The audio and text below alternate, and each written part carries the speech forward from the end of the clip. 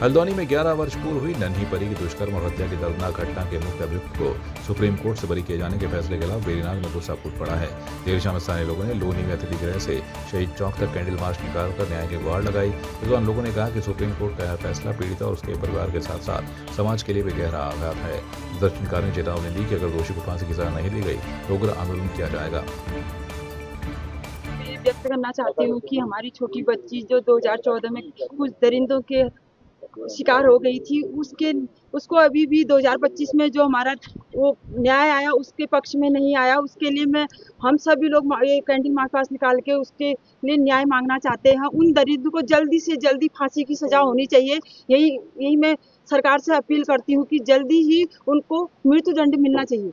चौथ की घटना है जिसमें एक नन्ही परी बच्ची के साथ इन लोगों ने दुष्कर्म किया और उसका आज जो वर्डिक्ट आया है वो उस पीड़ित परिवार के साथ उस बच्ची के साथ अन्याय है। जब तक उसे न्याय नहीं मिलेगा हम इसी प्रकार रोड में निकलते रहेंगे और उस बच्ची के न्याय के लड़ते रहेंगे। पहाड़ों की रानी मसूरी इन दिनों कुदरत के कहर से जूझ रही है।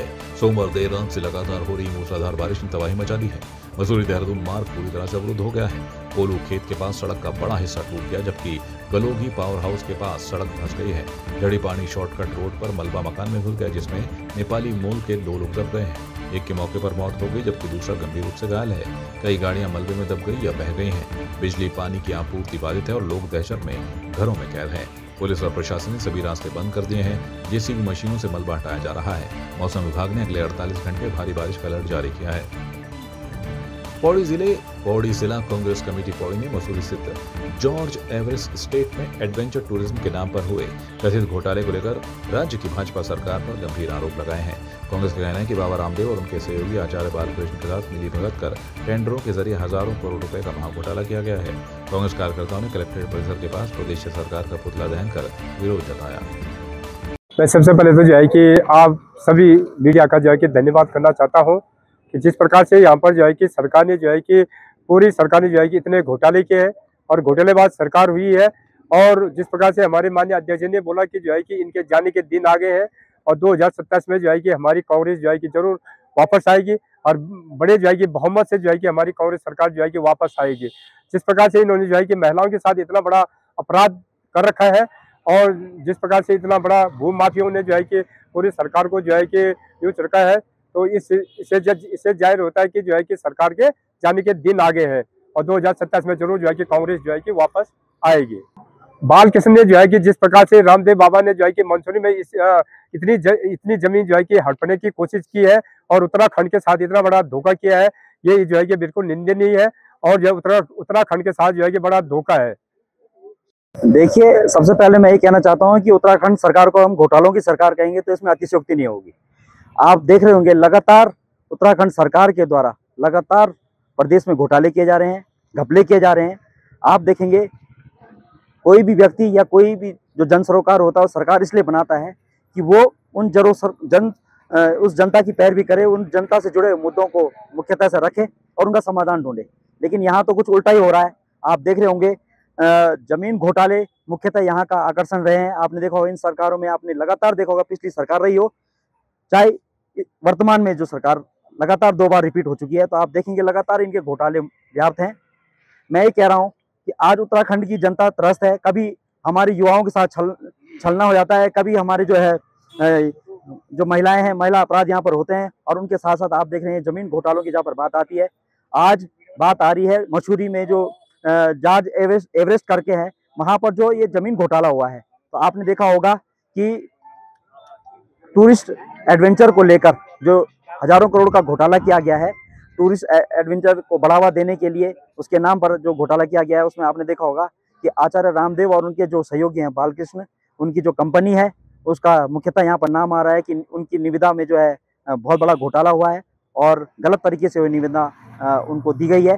तो मेरा ये कहना है कि ये सरकार सिर्फ अपने जो सहयोगी हैं उनका संरक्षण कर रही है, जबकि सरकार का काम होता है कि आम जनमानस का ध्यान रखे। लेकिन ये काम सरकार से नहीं हो रहा है और कहीं ना कहीं ये सरकार लगातार विवादों में घिरती नजर आ रही है।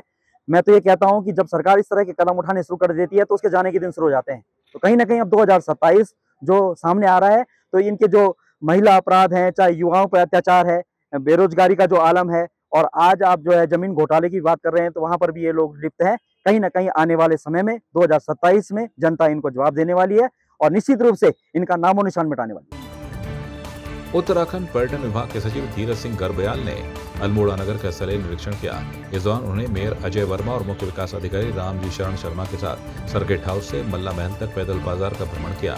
सेक्रेटरी ने निर्देश दिए कि बाजार के सौंदर्यीकरण का कार्य तेजी से पूरा किया जाए, बिजली और पानी की लाइनों को अंडरग्राउंड किया जाए और इसे आदर्श सांस्कृतिक पहचान के रूप में विकसित किया जाए। यहाँ पे काम होना है, अभी तक जितना भी काम हुआ है काफ़ी सेटिस्फैक्ट्री है और अल्मोड़ा के दृष्टिकोण से जो सांस्कृतिक नगरी के रूप में हम लोग अल्मोड़ा को जानते हैं और इस मल्ला महल को अगर प्रॉपरली हम लोग यूज़ करेंगे तो वाकई में इसका जो संदेश है वो बहुत ही अच्छा जाएगा। तो इसलिए आज जो हम लोगों की मीटिंग हुई है, काम तो चल ही रहा है इसमें, सेकंड फेज़ का भी अब काम ख़त्म होने वाला है और सभी जनप्रतिनिधि मेयर साहब यहाँ पे हैं और पूर्व विधायक शर्मा जी यहाँ पे हैं और यहाँ के भी जनप्रतिनिधि और होटल एसोसिएशन के जो स्टेक होल्डर्स थे उन सब के साथ हमारी मीटिंग हुई है। तो उसमें ये निर्णय लिया है कि अक्टूबर माह से किसी भी तरह हमें यहाँ पे एक्टिविटी शुरू करनी है। लाइट एंड साउंड शो यहाँ पे हमारा शुरू हो जाएगा। सांस्कृतिक कार्यक्रम के लिए हम लोगों ने होका क्लब वालों से रिक्वेस्ट की है कि वीकली एक ऐसा प्रोग्राम या प्लान ये लोग जारी कर दें कि यहाँ पे जितने भी टूरिस्ट विज़िट करने के लिए अल्मोड़ा आ रहे हैं, होटल एसोसिएशन के माध्यम से उनको सूचना चली जाए और रोज़ यहाँ को शाम को एक कल्चरल प्रोग्राम हमारा आयोजित हो। एक कैफेटेरिया हम लोग स्टार्ट कर दें ताकि यहाँ के लोकल्स भी यहाँ पे आएँ और जो व्यू यहाँ से आपका त्रिशूल से लेकर गढ़वाल और कुमाऊं हिमालय का है ये मल्ला महल से, वो संभवतः कहीं से भी आपको ऐसा व्यू नहीं मिलेगा। और साथ ही साथ माननीय मुख्यमंत्री जी ने ये घोषणा की है कि अल्मोड़ा का जो प्रसिद्ध पटाल बाज़ार है, ब्रिटिशर्स के टाइम से भी जो डेवलप्ड है यहाँ पे और देश में विदेश में इसकी पुरानी पहचान रही है। माननीय सीएम सर ने इसकी घोषणा की थी कि इसको हम दोबारा रेस्टोर करेंगे और सुविधाएं सारी बढ़ाते हुए बिजली, पानी और जो फायर हाइड्रेंट्स हैं इनको सारे भूमिगत करते हुए और फसाड अपलिफ्टमेंट का काम इस मार्केट में करेंगे। तो इसका एस्टिमेट हम लोग को मिल गया है, तो इसको हम फेजेस में टेकअप करेंगे। लगभग 1.5 किलोमीटर से ज़्यादा लंबाई इस मार्केट की है और पूरे उत्तराखंड में अगर आप देखेंगे तो इतनी लंबी मार्केट शायद कहीं मिलेगी नहीं। तो फर्स्ट फेज़ में हम लोग लगभग 250 से 300 मीटर का मार्केट हम उसको टेकअप करेंगे और यहाँ लोगों को मार्केट में दिक्कत ना हो, इसके लिए फिर फेजेस में आगे फिर वो काम बढ़ता रहेगा।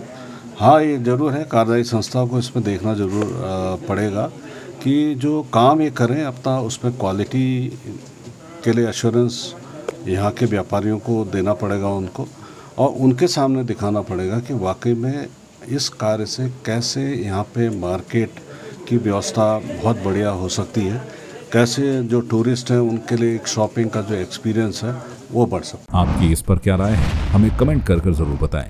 इसके साथ ही आप हमारे YouTube चैनल को सब्सक्राइब कीजिए। आप हमें Facebook, Instagram, Twitter पर फॉलो भी कर सकते हैं और संवाद 365 के साथ एक क्लिक में जुड़ने के लिए डाउनलोड कीजिए संवाद 365 ऐप।